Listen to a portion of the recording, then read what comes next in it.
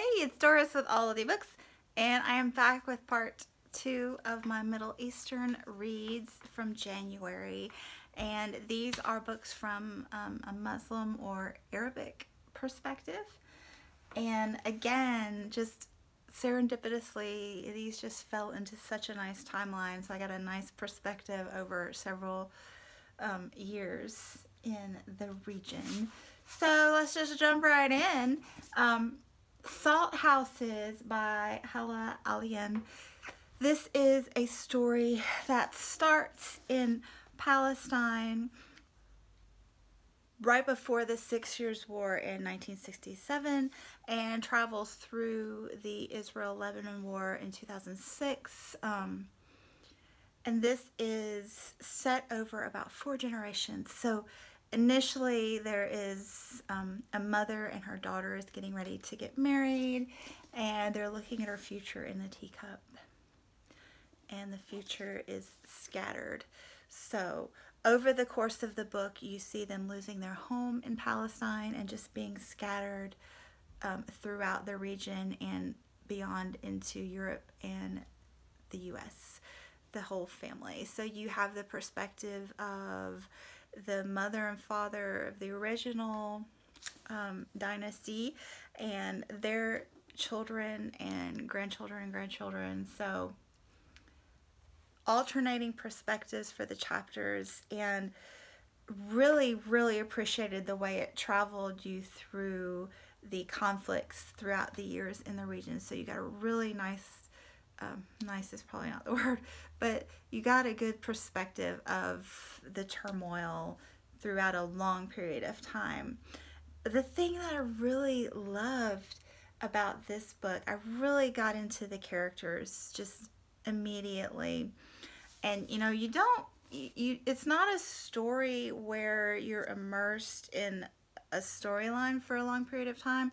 It jumps, so it jumps from chapter to chapter, and sometimes, through the years. Sometimes it's hard to really get involved with the characters in that kind of format, but I didn't find that the case with this book. I really got absorbed in these characters' lives, and what I loved most is watching them age.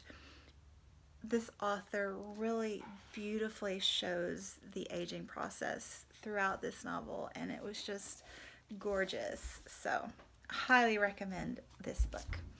And then the next one I have is Home Fire by Camilla Shamsi, and this one is loosely based on Antigone.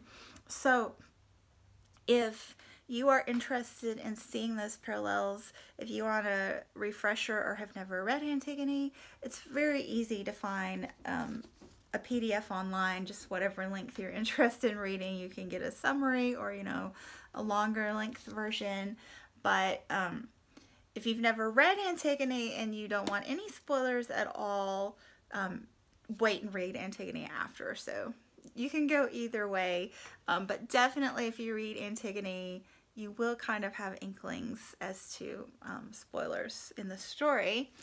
But this one is based in London, and it's all about ISIS recruiting. Yeah, so it's a hard read in that perspective, knowing that it's 2 sisters and a brother who are kind of left alone in the world. I mean, they're grown-ups now, but still, the oldest sister is in the States and going to school. Like, she feels like she's finally got her 2 younger siblings raised and can lead her own life again. And so she's in the States, but then her brother gets recruited for ISIS, and she feels like she has to come back home and try to help with that situation. And there is a love triangle in the story, and I can't tell you anything else other than it broke my heart really just right away, and I can't tell you anything else beyond that, but it made me really sad. And this one is really a great read. I didn't love the characters as much as I did those in Salt Houses, but I would say that's just a personality thing with that. This is definitely a phenomenal book. Then the next one I read was these are in chronological order of the books themselves, not how I read them. But the next one I want to talk about is The Reluctant Fundamentalist by Mohsin Hamid. This is the author of Exit West, which was good. I'm kind of a little iffy on it. And this one was good as well, but I'm also iffy on it. So I've just kind of decided that Mohsin Hamid, his writing style is not for me. Yes, that's what I've decided. So this one is set, I forget what country the guy is from originally. Maybe Afghanistan or Pakistan, or I don't really know. Bummer. Pakistan. But he is studying in the States, a great student, and he falls in love with a girl from the States, but she has baggage. I'm running out of battery again. That's what the finger was for. She has baggage, and I kind of didn't get the dual story. So the story of her relationship, his relationship with this girl, and then the story of 9/11 plays into this one, and then the decisions that he makes and the life he chooses to live in the end.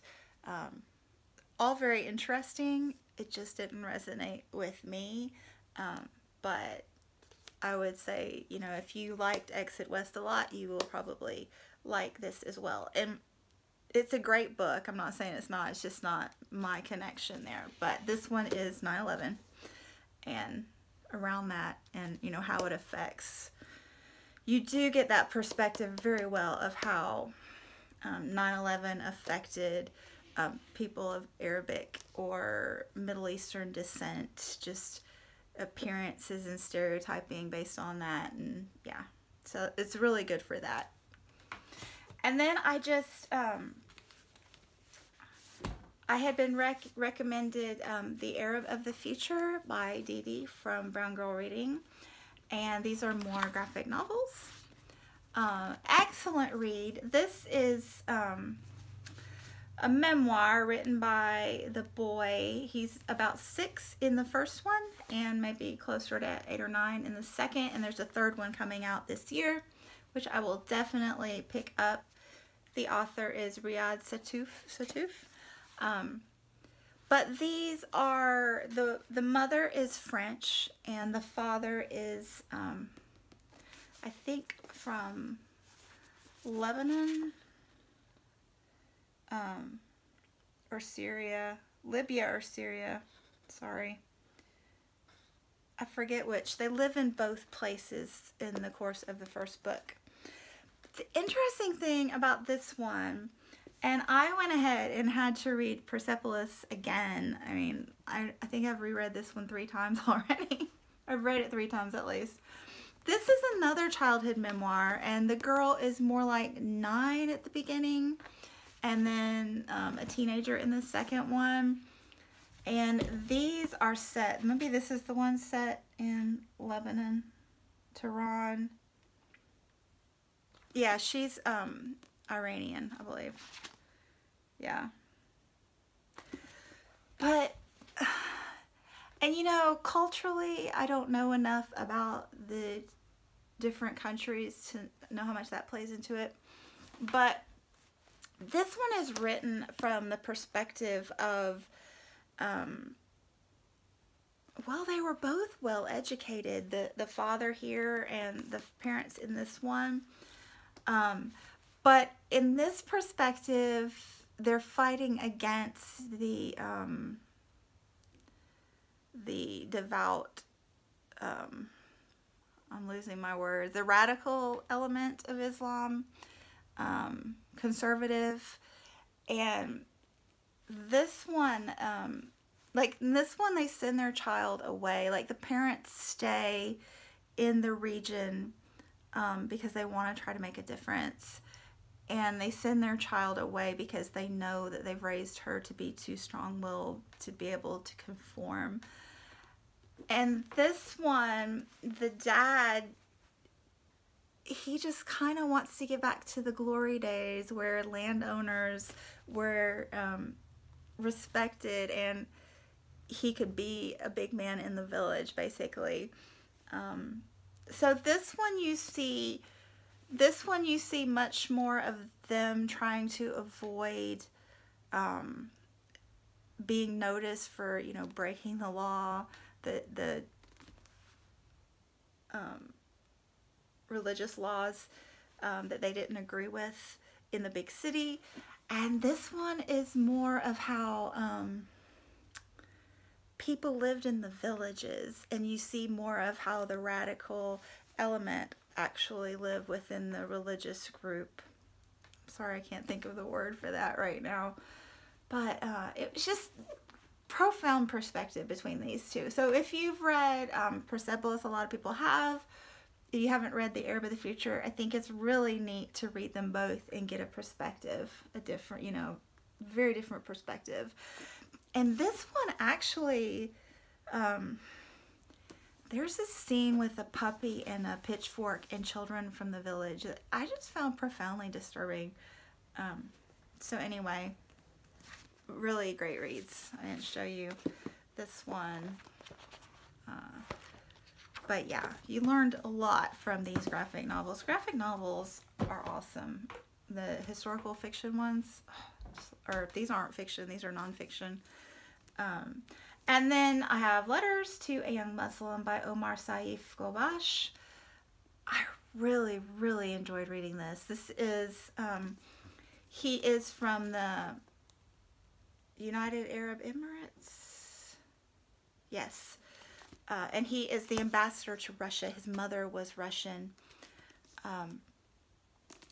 This is him. And so these are letters that he wrote to his son. He realized that his son was being, not brainwashed, but he was trying to be recruited at a really young age in the private school where he was going. And so the father started writing these letters to him to tell him, you know, basically how to live, you know, and what standards and how you should look at your religion and your life and your heritage and still, you know, be a difference for humanity. I just, no matter what religious perspective that you have, this book opens up a lot of thoughts. I really connected with him intellectually and ethically, and really got a lot out of what he said. I think he is a really neat human being. Really neat. And then finally I read Khaled Hosseini and the Mountains Echoed. Khaled Hosseini is the man. Really.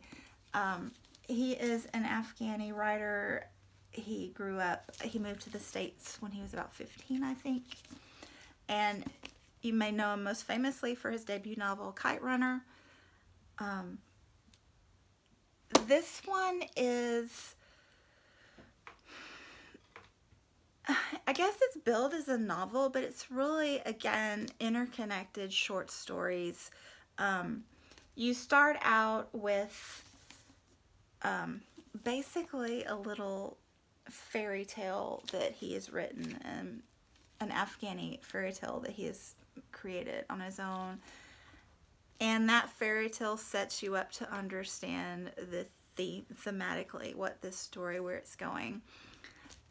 So then you start out with a little girl that her dad ends up having to basically sell her to a wealthy woman in the city. They're from a little village because he knows he can't afford her. It's really sad. And she and her older brother, the older brother, they really had this deep attachment. He was the one that took care of her, and just really, they were, you know, tight.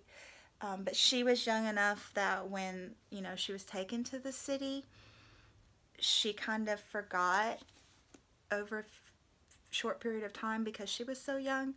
So she didn't really remember her past as well. But her uncle is there as the caretaker of the estate, like the chauffeur and errand runner and groundskeeper kind of thing. And he knows about it. He set it up and never tells her who she is. But it's the story of him and, you know, his romantic interest in the woman of the house who adopts the little girl, but, you know, that's never reciprocated. And then there's the relationship with him and the owner of the house, the man, and, you know, over time. And that relationship is just one of the most beautiful things I've ever read. But then eventually over time, the woman leaves and goes to Paris with then her daughter and that story. And then you've got these little ripple effects of, you know, the life you lead and where it goes. So you get kind of a Doctors Without Borders set up in the old house where the little girl originally grew up. And so you get some of the connections with the doctors there, and all of these stories and how they ripple out and connect and then come back together. And Khaled Hosseini is a stunning, stunning writer. He's got 3 novels, and I've read all 3, and they are all 5-star reads. If you've been hesitant to read him because The Kite Runner is brutal, it's so hard-hitting and hard to read, A Thousand Splendid Suns is not far behind. So if you've been hesitant to read because you are hesitant to read that kind of thing, you might want to pick this one up because it's a little bit softer than the other 2. But just gorgeous, gorgeous writing. He is brilliant. There's nothing else to say. But based on this book, this guy talks about one of the essays, the letters that I really appreciated that he wrote was telling his son about responsibility. And, you know, he said, first off, you have responsibility to your beliefs. So you have a responsibility to figure out what you believe and to follow through with that. So you have a responsibility with your actions. And then from those 2 responsibilities come a responsibility to your community. So that made me think of 3 Cups of Tea, which I read a few years ago. And this is basically a mountain climber that ends up falling in love with the Afghani and Pakistani little tiny communities and begins just building schools for these children, mostly girls, to educate them. And that's something else that Omar says, you know, the literacy rate in the region is astronomical. And, you know, basically he says things aren't going to change. We need more literacy, more education, and more literature. That's another thing he says, you know, my people need to be able to read their stories, you know, not just hear religious fanaticism, but they need to be able to read their own stories and appreciate their own heritage, which is why people like Khaled Hosseini are so very important. And Greg Mortensen, you know, writing the stories and educating the children. So yes, that's what I read in January. Thank you so much for watching, and I will be back soon. Bye.